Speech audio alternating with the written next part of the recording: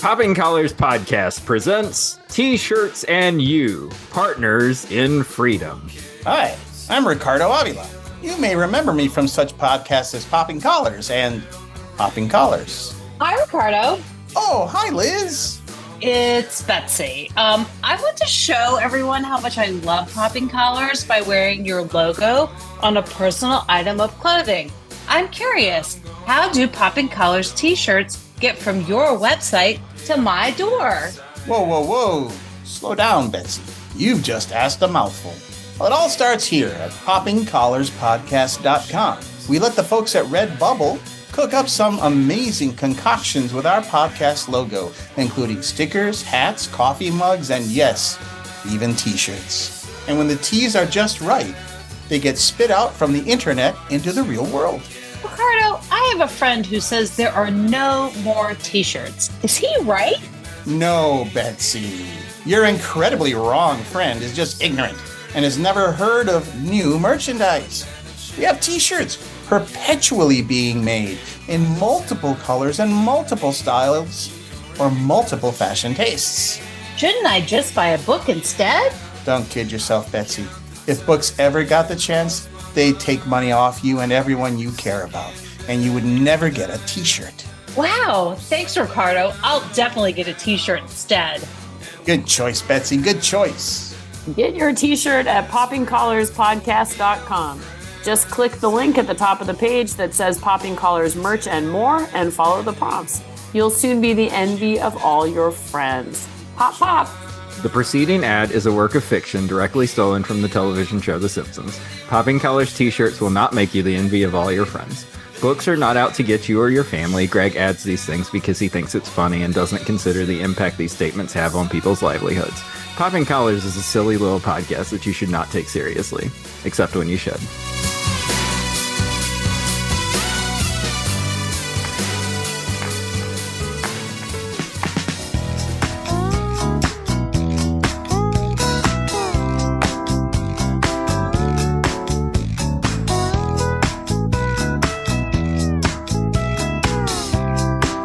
Hi, I'm Greg. And I'm Betsy. And this is Going on 30, a Popping Collars side project where we drive to the basket with movies that were nominated or should have been nominated for Best Picture 30 years ago. This month, we're looking at our first documentary ever in the history of Going on 30. Ever. Hoop Dreams. It begins with a game, with a basket and a ball. It becomes a journey of heartbreak and hope, from city streets to the brink of fame. Isaiah Thomas! The amazing story of two boys and two families struggling against the odds. My mother, God bless her, she's always said to me, this America, you can make something of your life. Against the system. You have to realize you can make their team win. To make a dream come true. All I ever dreamed about was playing in the NBA.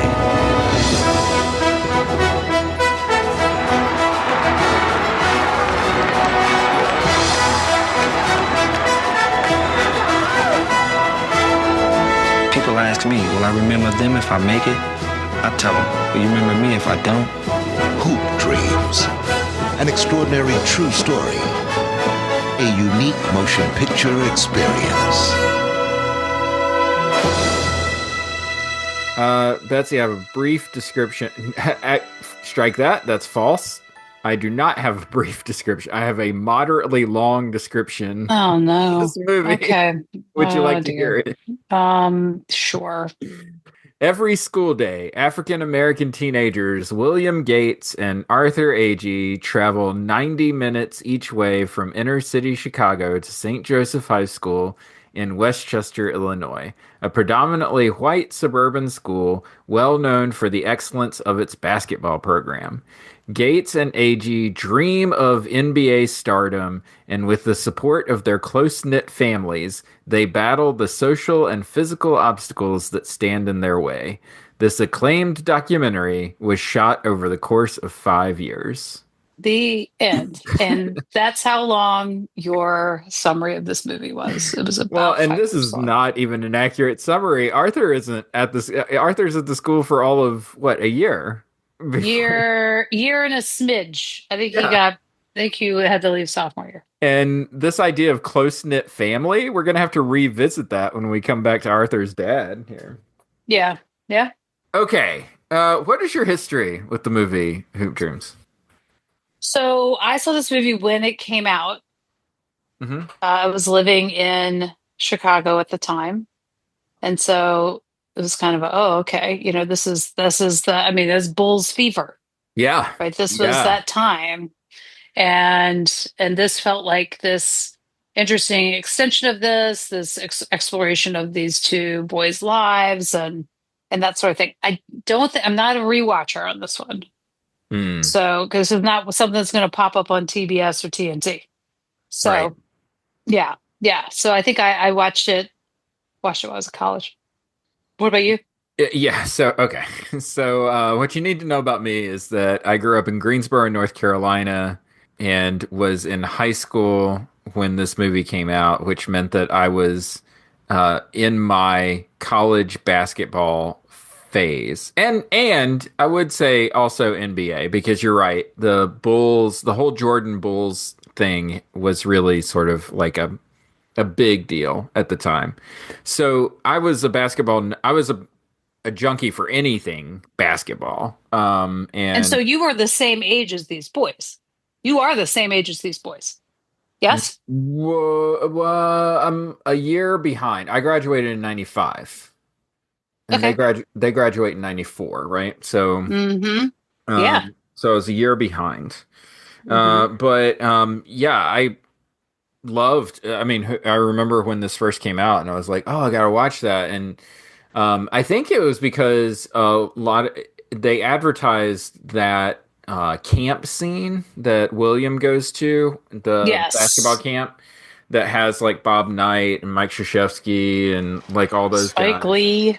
Yeah, Yeah. Spike laying down some truth. Some of you are going to make it where you want to be, and others of you will not make it.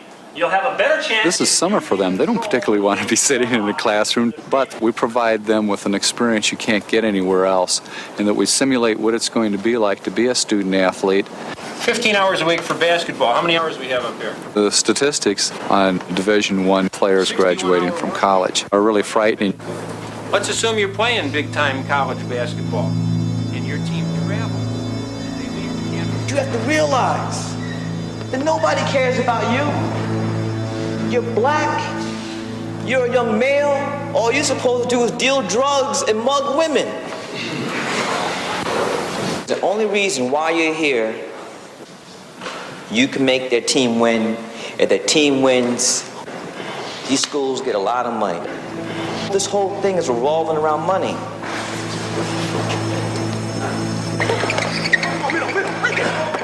But yeah, I remember that being part of the promotional stuff, and I was like, oh, this is gonna be great to see like how these kids are recruited and stuff. And it doesn't really kind of work that way. That actually kind of leads into my scorching hot take. Oh, wow. We're already there. Well, Okay. I just kind of want to drop it, I think. I think if this documentary had started like a year before, they could have gotten Tim Hardaway and it would have been a much better movie. I think that they were hoping that William Gates would be a star athlete and he wasn't.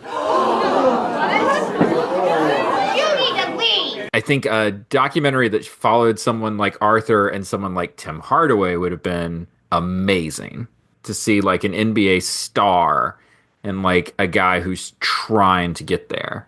Look out that I way. strongly disagree with you. Oh. Oh yeah. Like this movie is about basketball, but it is also greatly not about basketball. So what are So- your initial takes on the movie? My initial takes on this are, like I went Googling, like, does this recruiting stuff, has there been any reform to this at all? Mm. Right? Like I found like the interesting parts of when like the guy who had, first scouted the boys Mhm. and then, and all of that. And he's like, some people will say, that I, I'm not doing right by these kids, what I get out of it, right? And then, Arthur's mom being like, he never should have gone to that school. Like, we should have just had him be here. And that you are looking to escape a system that is systemically working against you with sports. I'm off to Central and the Congress Expressway, a park over there where some pretty talented young men. Earl Smith works downtown as an insurance executive. On weekends, he's an unofficial talent scout for several area high schools.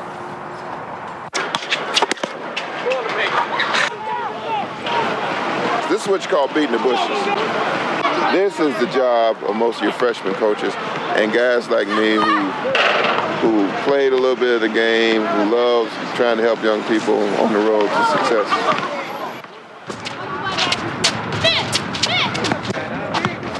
Today, Earl spots Arthur Agee, who just graduated from grammar school. He's got the quickest first step I've seen in about 5 years.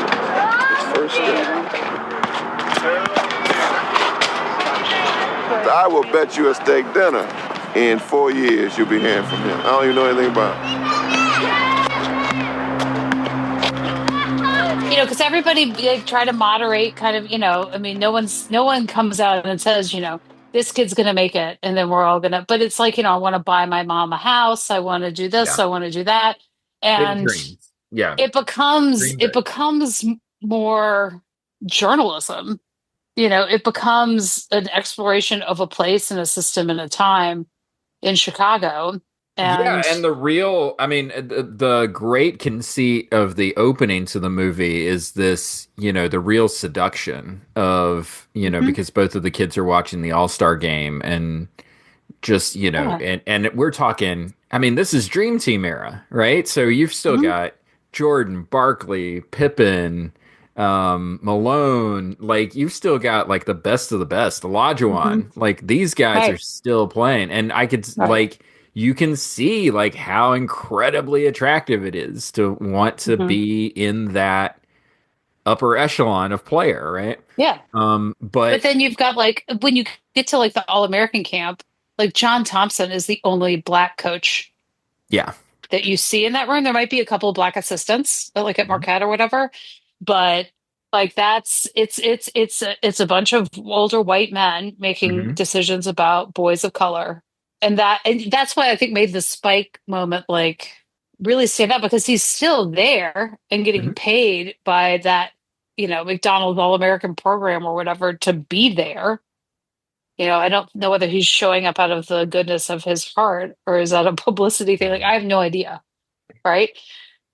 He loves basketball. Clearly. And so he would be somebody you would listen to. But it's like, I see the movie as being about a lot more than, than wanting one of these kids to like really succeed, to be the next Isaiah Thomas. Like, cause it's all just promises and, yeah, it's kind of in the title, right? Hoop dreams. It's this idea of like, oh yeah, go chase your dreams without really thinking through what are the consequences of the chase, right? Like how far are you going to go into debt?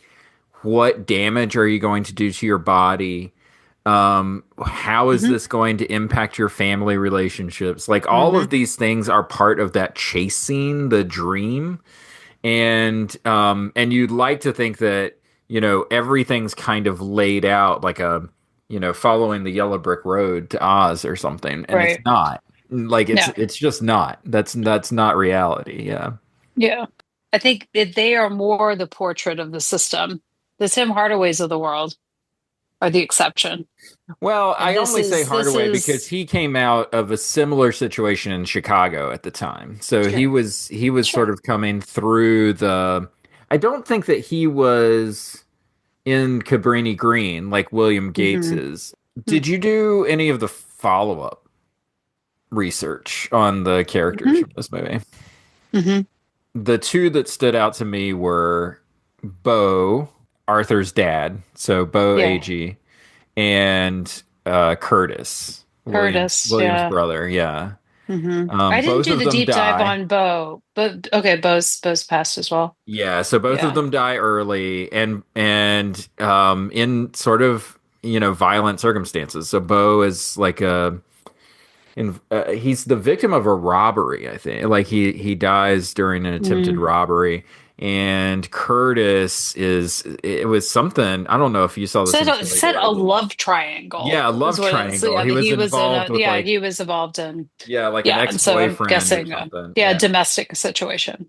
But I mean, it just goes to show, like, these are still. I always say this about like true crime and documentaries and stuff. These Mhm. are real people living real lives, and Yes. real things happen to them. And Well, and I found Curtis really compelling, that their father hadn't been around. Mhm. And so you see Curtis like he's the brother with the dreams, but then, has this kind of defiant part of him, Yeah. that, in the we of course only get what the narration says about him. He doesn't really tell us his story in the Right. way that I would want.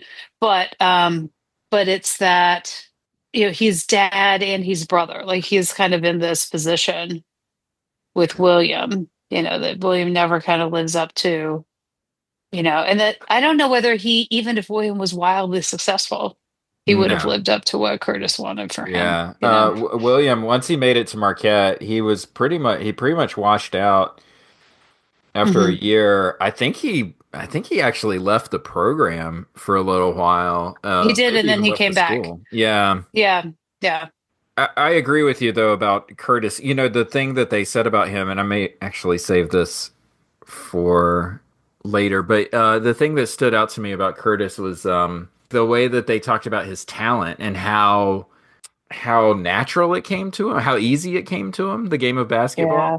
And Yeah. you just know so many of those kids who, if they're naturally talented at something, they can get really frustrated when somebody tries to, like, what they think of as stifling their talent. But what this movie tries to describe is like working as in a team system, right? That idea of Hmm. team basketball versus like Yes. individual basketball.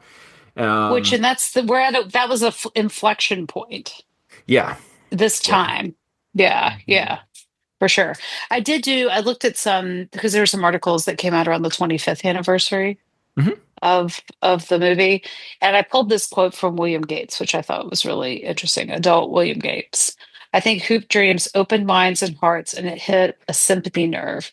But like with all things, if there was never a plan to change, it still hovers there, right? Mm. So there's really it didn't institute change, right? It didn't kind of move things forward.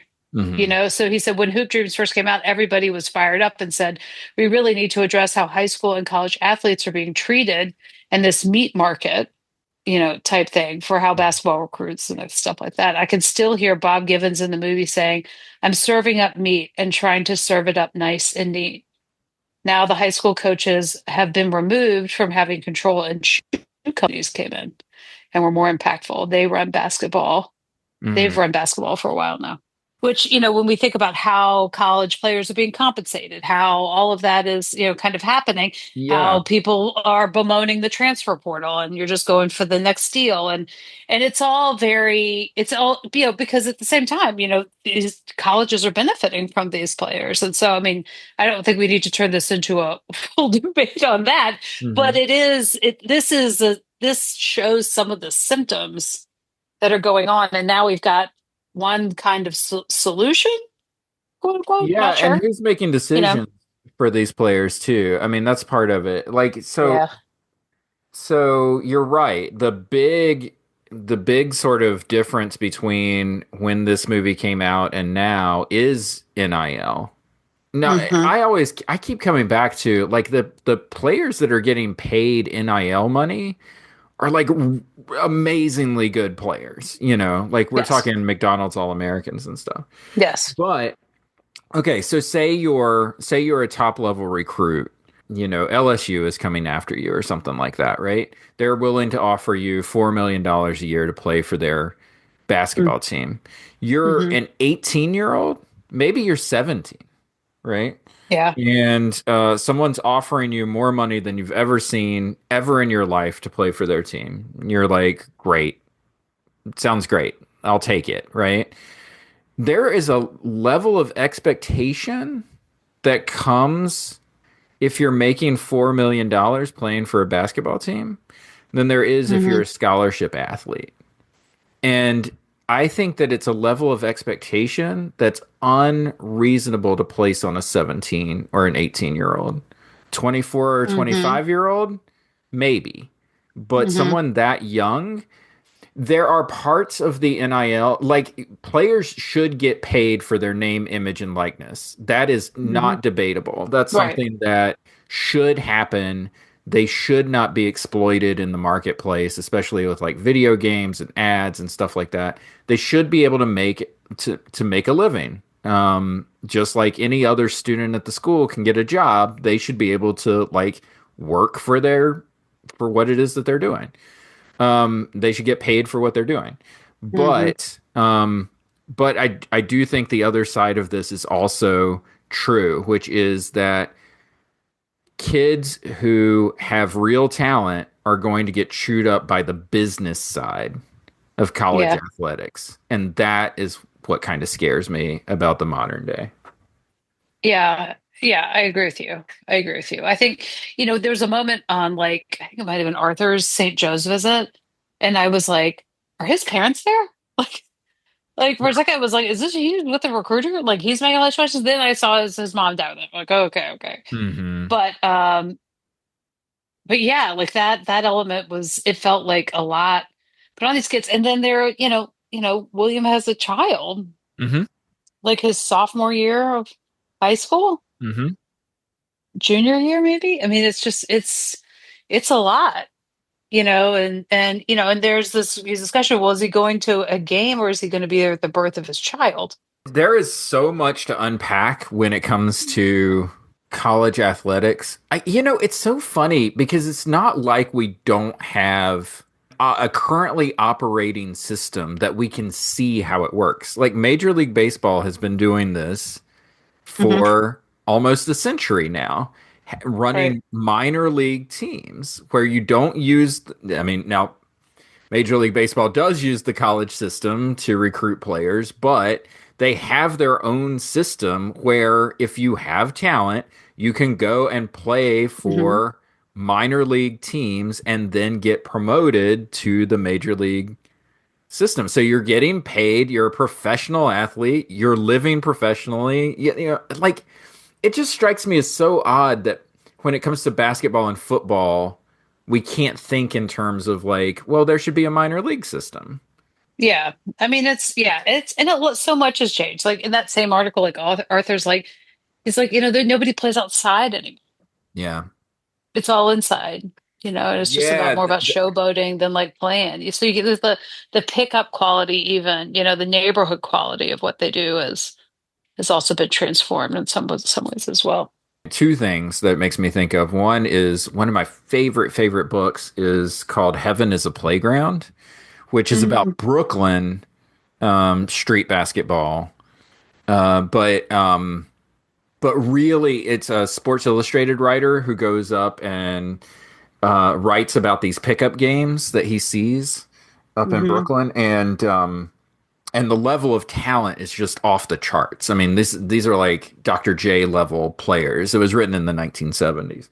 And these are like the best of the best players. Some of them have personal issues that keep them from going forward. And some are just waiting to get discovered out on the court, right?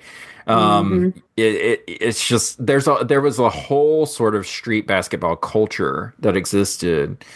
And one of the reports that I remember seeing on an episode of Real Sports on HBO was about the Hoop Dreams sort of time period and players that would go from Cabrini Green to pick up basketball locations in Chicago, and they would be escorted by gang members so that they would be protected on the way to the court and the way back.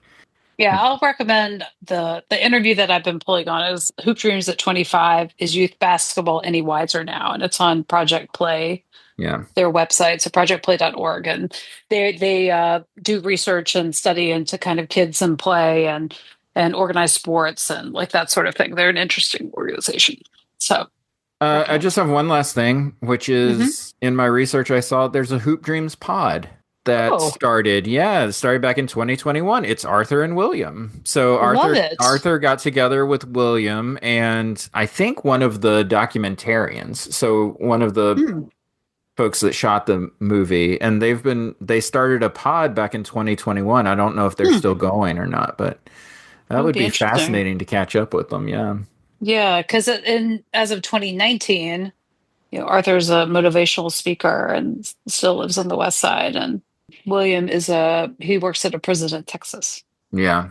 I will say that when this movie was filmed, this was the golden age of college basketball. And the reason that I say that is because ESPN had just gotten rights to showing games, and they were pushing college basketball like nobody's business. They were making college basketball players into stars.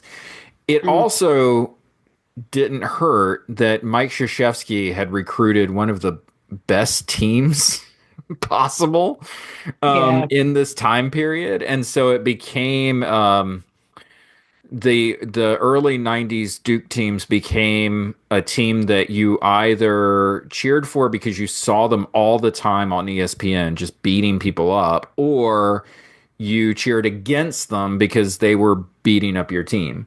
So that UNLV team from 1990 that won the national championship was incredible. The two Duke teams from 91 and 92 with Leitner, just incredible talent on those teams. And then Carolina with the 93 national championship, that was like kind of the big run. And I guess you could say Arkansas in 94, but like that whole run from 90 to 94, these guys were just celebrities. It's just amazing.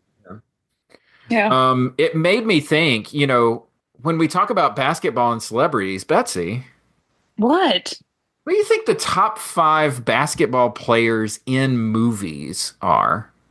Oh no! Like this movies is really starring be basketball a cavalcade of wonderful acting is what you're now setting me up for. Do you have an honorable mention? I have an honorable mention, but I actually just thought of a second honorable mention. So I'm going to say 2 honorable mentions. The first honorable mention is Bud from Air Bud. That dog was an incredible basketball player. He's not okay. Fine. Great. So you said you had 2? My other honorable mention, because I wasn't going to put it on this list. It's Jordan. It's Jordan from Space Jam. I wasn't going to put it on this list, but then I remembered in the back of my head that Space Jam opens with him showing off his North Carolina uniform, and that's worth the whole movie right there. So, oh my god, yeah, let's throw Jordan down. as an honorable mention. Listen, let's just think. The man is acting with nothing. He's acting with foam heads on the end of a stick. Like that is... That's right. All we got. Okay, here we go. Okay, number 5. These are the legit ones. Number 5 is LeBron in Trainwreck. I think he's pretty good, actually. Okay. With Bill Hader? Like Bill Hader. With Bill Hader and Amy Schumer. Mm-hmm. Yeah. Okay, number 4? Number 4... And this is a movie that you may not have seen, but if you haven't seen it, you should go see it. It's Shaq and Blue Chips with Nick Nolte. I have not seen that. What is that about? It's, Nick Nolte plays like a Bob Knight type college basketball coach, and he has Shaq and Penny Hardaway are on his team. But Shaq is great in this movie. All the other Shaq movies seem, he seems very weird and very Shaq. But in this movie, he's really good, really funny. How old is he in this movie? How old is this he movie? Was right out of LSU. I think that probably filmed this movie in the summer between when he graduated and before he started for the Magic. So, okay. Number 3? Number 3, I'll take Kevin Garnett in Uncut Gems. I think he's pretty good. Okay. Yeah. That movie is an anxiety-producing nightmare, but... Yes. Okay, number 2? Number 2, I had to pick someone from He Got Game, and Ray Allen was not going to make this list. Ray Allen is not good in He Got Game. But you know who is good in He Got Game? Who? Rick Fox is good in He Got Game. Oh, Rick Fox. Rick Fox, North Carolina Tar Heel, ended up on the LA Lakers and is actually a legit actor. Was he briefly? Did he date Halle Berry? Were they married? He was with some married- celebrity. He was married to Vanessa Williams. Vanessa Williams. There we go. So, okay. All right. So what's number one? Number one is Kareem in Airplane as the pilot. Yeah. Yeah, it's Yeah. Kareem. He's so funny. He's so funny. He's really in funny. that role. Yeah. And also like knowing how serious he is Yeah. in his real. Did you watch like the Lakers show on HBO? I did not know Winning Time. Yeah. I Yeah, did not Winning watch Time. that, but I know that. I mean, Yeah. he's a really smart guy. Like I know that. I know Really how smart. Sort of serious he is. Really smart. Yeah. Yeah, totally. Okay, what is your best scene from the movie? I really liked the scene when Sharon Agee graduates from nursing school. Oh, I thought that was, I was looking up some stuff and kind of reading and then, reflections on the movie. And they're right. Like one of the biggest winners in the movie is Sharon. Like Sharon does what she gets laid off, but then she's like, I got this degree, and then she's graduating at the top of her class. And like it is, she worked hard and she did that, dude, she's a hard working lady, man. She is, and she has dealt with a lot of BS. Mm-hmm. And not being treated right and being, harmed, and and that she continues to push, watching her kind of get that transcript, do those things, when they're there, she's there for kids, and they, she wants to protect them and she wants them, to succeed and all of those things. Yeah. Oh my God. But and watching her as a single parent Yeah. for a chunk of these 5 years, and he turns 18 and she no longer receives any aid for this child Right. who's still in school in her Mhm. home. So going from 268 to 368 to 268. Mhm. I mean, that is, there are all different kinds of. There's an experience that we used to do here with the students where they would come in and you would be living on this, it was a demo where you would live on assistance for a month. And so like every 10 minutes was a week. Yeah. And you had different, it was like, you have this many bus passes to try to get to this many agencies to pick these things up, to then go to the check cashing place, to then, and then, oh, the kids are out of school today. Yep. That the system is not built so that you can pull yourself up by your bootstraps. Right. It's not how systemic poverty works. Right. So, no, that's a great pick. I went with William at the free throw line. And it is tragic. So this is where he has the game on the line and he has the ability Yes. to take the lead or at least tie the game. And he misses both free throws. And it is heartbreaking. It's one of those two where it's like my inner basketball coach wanted to step in, because if you watch the way that it's shot, he takes that first shot and he misses and he stays at the line. He does, and I kept wanting to say, like, no, walk away, like take a step back, turn away from the basket, take a breath, like recenter yourself. But he stays in that sort of nervous energy, and as a result, he shoots long on the second one also. And it's just but it's such a life lesson, that moment of like, it's all on your shoulders and you feel like a failure, but you're not a failure. Like this is just another opportunity to like learn how to go further, be better. Like this is a loss in a string of losses, and your wins will come too, I don't know. It's just the drama of it and what it symbolizes is happening in his life at the same time. It's like you couldn't script it really. Who is your best performance? I mean, I mean, that's kind of weird. Yeah, wait, I know. who stood out to you from the movie? Yeah, I mean, I kinda guess talked you about kind of already Sharon. talked about it with your best scene. Yeah. I mean, yeah. And and Curtis. Yeah, Curtis was mine. There's something about those really talented kids who it's like you have all of this talent and it sort of naturally exists in your body, and it's like you can't explain how to do it to other people. And you kind of Mhm. have this feeling like he wants to tell William what to do and how to do it, but he just doesn't have the ability. So he's just like, well, you messed that up. Yeah, I mean, I'm like, damn, like that is not helpful.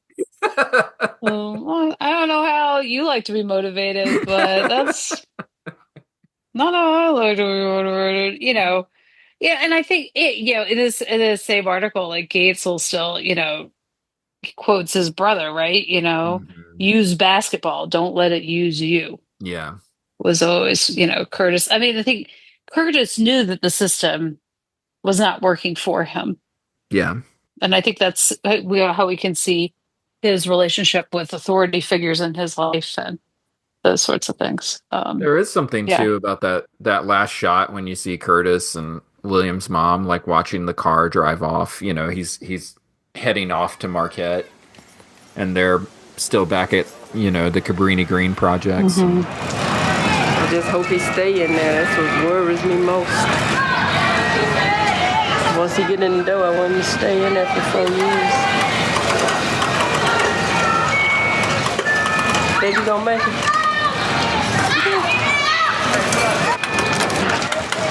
I think he gonna make it. Oh, I hope so anyway.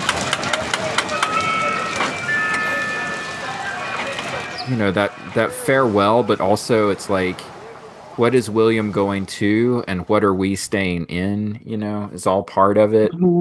Yeah, it's just really powerful. I would say I don't have anything else in my notes about Bo. I am skeptical of people like Bo who are the kinds of people that are like, oh, I turned my life around and I'm not like that anymore. I understand that, like, I don't know, salvation, repentance, like all of that stuff. I understand that it's possible, but there's just something. And this is a person, this is because of personal history that I have with addicts and stuff like that. But it's hard to believe them. Yeah. And I remember watching this movie and just thinking, I don't believe like Bo's conversion here, in the same way that it looks like Arthur doesn't believe it either. But there's nothing that really betrays that he's conning anybody. Like, it seems like it's legit. It's just hard to believe when someone has done bad things that they can be good, I guess. That's the thing. Yeah. Yeah. I mean, addiction is disease, turns you into somebody that you would normally be. Yeah. And so those cycles of addiction are running through here in the same way that the cycles of poverty are. I mean, it's but all also the damage at that play. you did while you were an addict doesn't go away just because you found Jesus. Yeah. Yeah. Yeah. Yeah. I'm all for people using whatever means of motivation they need. Yeah. To battle back that demon, so to say, But yeah, it is. I think it's hard to trust, and I think Arthur's reaction is more human and accurate. Yeah. But I also don't think that Sharon is, suffering fools either.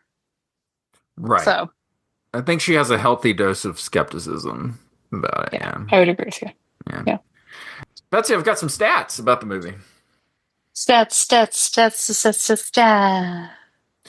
Hoop Dreams opened on October 14th, 1994. Almost our birthday. This is almost our birthday.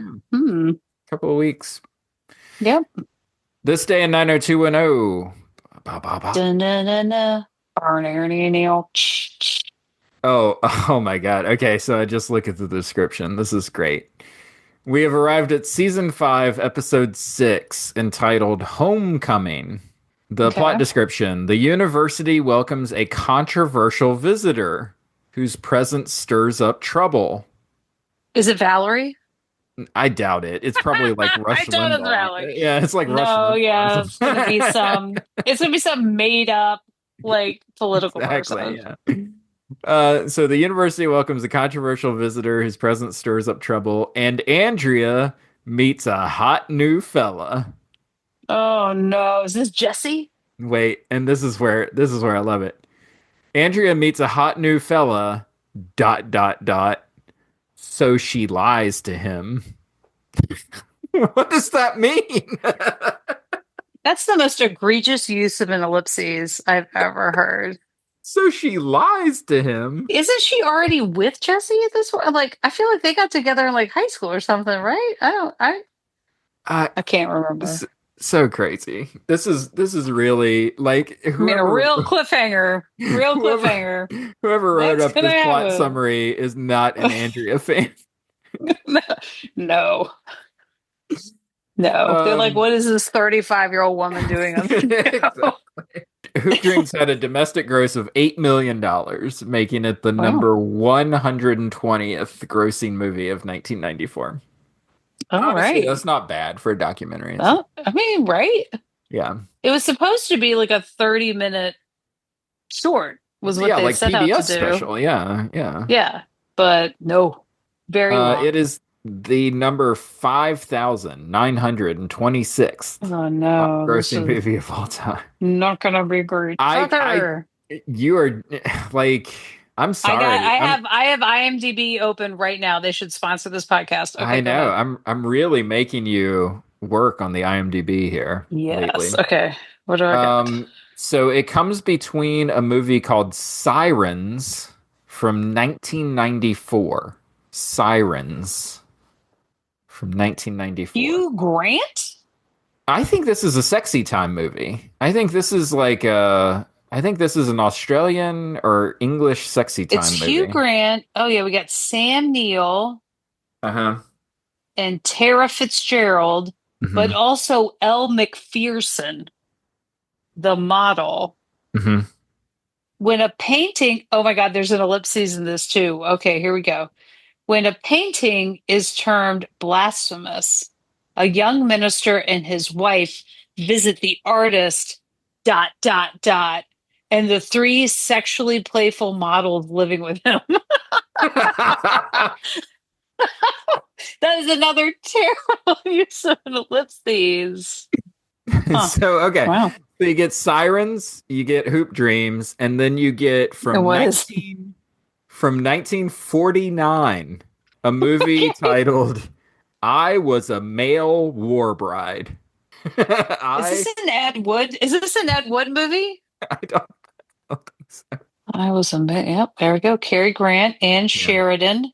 Okay, after marrying an American lieutenant with whom he was assigned to work in post-war Germany, a French captain attempts to find a way to accompany her back to the United States under the terms of the War Bride Act. No, okay. All right. So it's a screwball comedy.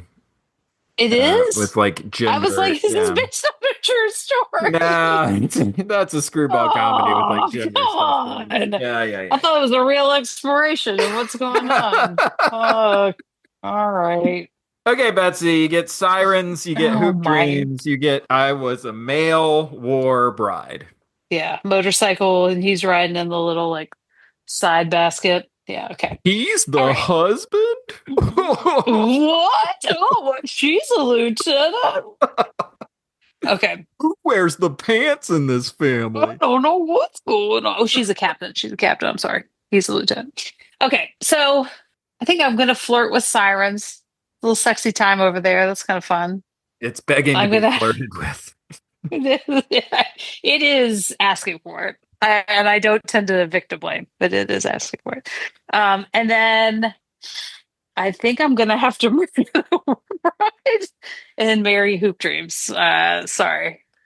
Yeah, and that's where I am. That's my answer as well. I was trying to Yeah. work out a way where I could flirt with Sirens and marry the War Bride, But I mean, it's got pride in the title. I can't kill Hoop Dreams. That's a No, bridge too absolutely far. not. So The fact that when she is making his cake, she's like, we have to celebrate the fact that he has lived to 18. That's America. Look in the mirror. That's a travesty. okay, so what else have we got? 98% on Rotten Tomatoes. Ooh, Yeah. that's Roger very Ebert. high. I have to confess Hmm. that I have seen Roger's quote. Yeah, here's the thing. It was in an article. Roger loves story. Roger Loves loves story. a human drama. Yes. Roger loves Chicago. Like, that's pretty much all you need to know about Roger's review for this story. Mhm. Yeah, he says, along the way, it becomes a revealing and heartbreaking story about Mhm. life in America. 4 out of 4 stars. Yes. Yes. Yeah, I was pulling a little bit on him when I was talking about it Yeah. earlier. That idea of that he says this is not a documentary film. Right. There's also poetry and prose, muckraking and expose, journalism and polemic. Yeah, I'm pretty sure Hoop Dreams was like near the top of his top 10 for the It year. is one of the great movie-going experiences of my lifetime. Yeah. Hoop Dreams contains more actual information about life as it is lived in poor Black city neighborhoods than any other film I have ever seen. I have a quote from Janet Maslin, but it's from What's her she at? end of the year sort of wrap up. She didn't have like Mhm. an actual review. Mhm. So it reads, the year's most heart-stopping drama came from a work of nonfiction. How did Hoop Dreams do at the Oscars? Betsy, it had no wins. It only had one nomination, but not what you think. What do you think it was nominated for? So it's not best documentary. It's not best documentary, no. Editing? It was, yeah. It was up for best film editing, which is kind of Yeah. odd because it's like 4 hours long. But Out of all the kids at the St. Joseph basketball camp, there are a few like Arthur that Coach Pingator is recruiting. It was like millions of guys trying to be better than the other. But to me, I was better than all of them. Except Isaiah. It gives me a great pleasure to introduce you a graduate of St. Joe's, high school All-American from Indiana University, 5-time NBA All-Star, Isaiah Thomas.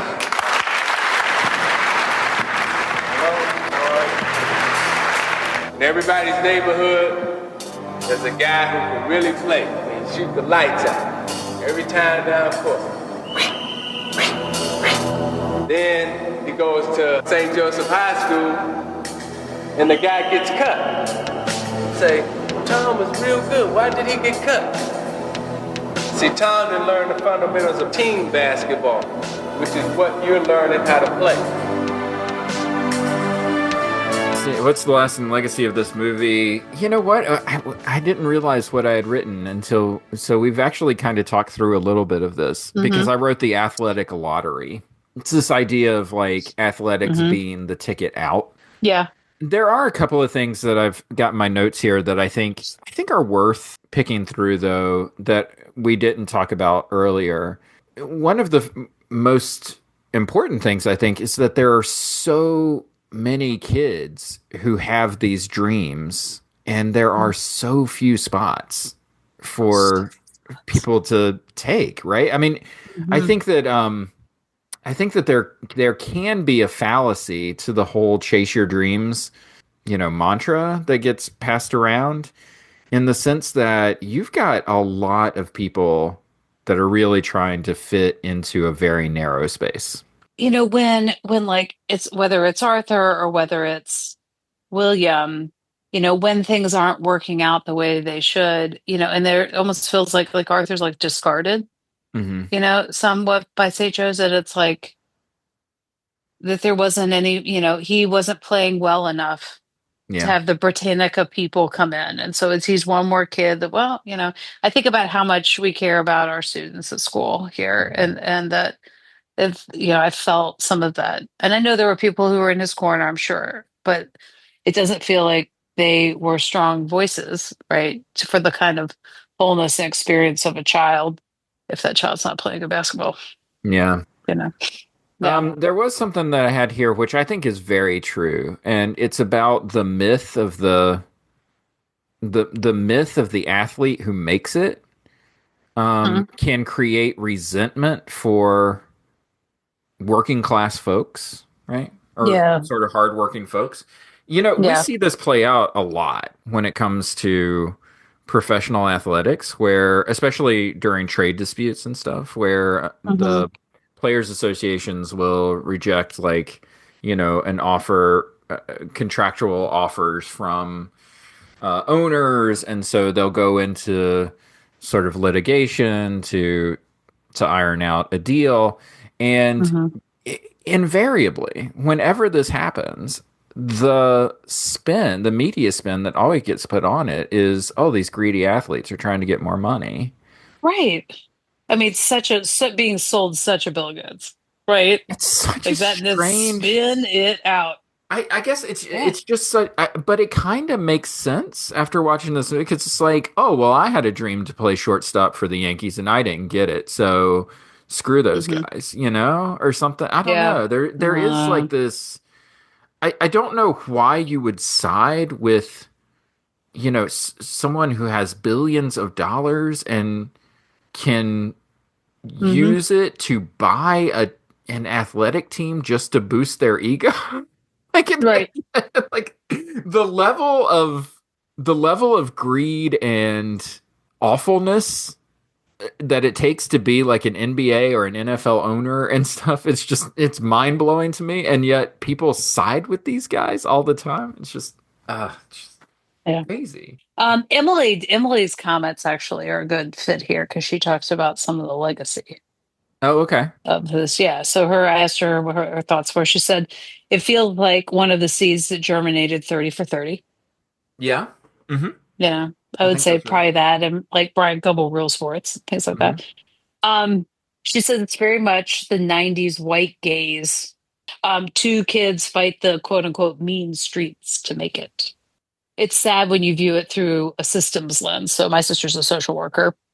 Right. So, you know, how did we create a country where a family's survival rests on their teenager playing a game?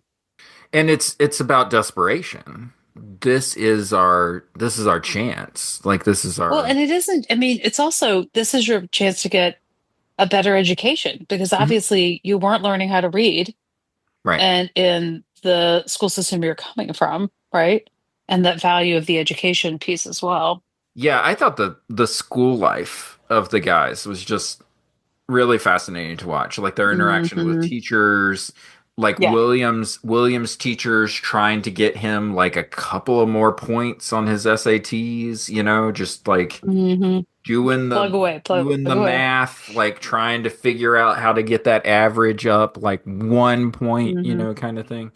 And then the other aspect of their school life that I think can't be understated is when Arthur talks about that they get money from local gangs to like buy clothes. Yep. I mean, you talk about another level of debt, right? Like, I mean, we talked about the debt that's owed to these schools, you know, and stuff, like the private schools and stuff. But then you start to introduce street debt into it, you know, and it's like, yeah, there's a lot on these kids' shoulders. Yeah. Who is this movie for, Betsy? It's for young Greg Knight. That's what I wrote. I said it's for me. Did you? It's for you. I actually mentioned this movie to one of my students who is, you know, 15, what have you, and is, you know, lives in Chicago, South Side, and plays basketball. And he's like, "What movie?" Yeah, I think this movie it's for documentary heads, and you know, it's coming out at a time when we've got all these independent auteurs, the rise of Miramax, like all those sorts of things. I was fascinated that this wasn't like some sort of Miramax pickup, but like I also remember it on the, you know, festival cycle. You know, it was out there on that circuit, and Yeah, I think it's again, we've talked about voices of color question mark because these filmmakers were not Right. people of color.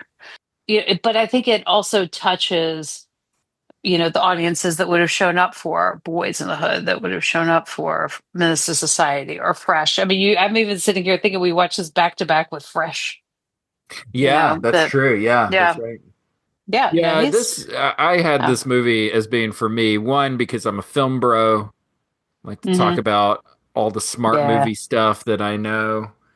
But also I'm a huge college basketball fan, and all you have to do is show me a camp that William Gates shows up with Jalen Rose and Juwan Howard and Eric Montross in the background and stuff. I'm gonna be like, oh my God, these are my guys. These are my guys. Mhm. Yeah. We beat that Fab Five team, by the way, in the '93 national championship. Did you? Like Yeah, I you was on the did. team. Yeah. Yeah, the Tar Heels. Yeah. We beat the Fab Five for the national title in '93. What is your rating for this movie out of 5? Oh man. I think I'm going to give it a 3.75. Okay. Oh, I like it when the quarters come into play. Yeah, this is what's happening because, basketball is played in court, No, I don't know why. Yeah, it works. I What gotta about tell you? you, I've got Hoop Dreams at a 4 out of 5. It's a great portrait of a time in basketball and American history. Like it screams early 90s to me. So Yes, absolutely. this is a shared pick. So why did we Shared pick pick. this? Why did we pick this? I picked it because I just remember it being, this documentary that made this big splash, and it was kind of like the first time, like, oh, documentary, like, okay, and I think being in Chicago and all those pieces were all a part of it for me. But you, If we've- basketball, Yeah, I think actually what I was thinking was if we've got to do a documentary, Hoop Dreams has to be like one that we talk Yeah. about. So I think when I was looking back at the list of movies, I was like, this is just too good of a documentary to pass up. And we've missed we missed Roger and Me and stuff like that. So we've got to do like something Yeah. like Hoop Dreams. Yeah. So yeah, okay, we already got what Emily said about the movie. yeah, we did, yeah. So, what do you think David Letterman said about this in his Oscar monologue?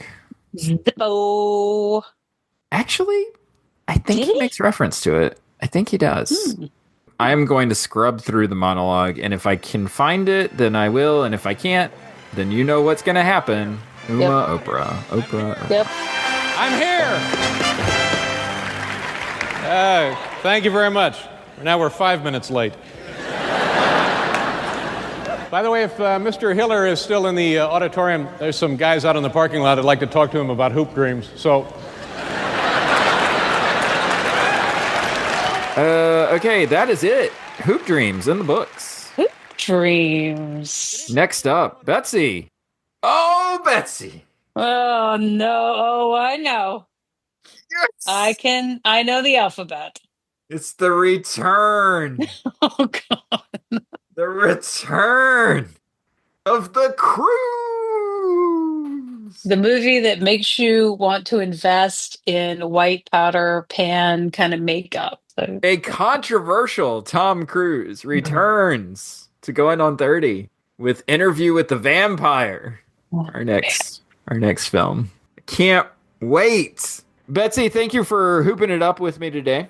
Do you think we should go pro? I'm gonna go pro. Standing in the snack line. I'll see you later. All right, we'll see you next time. Bye.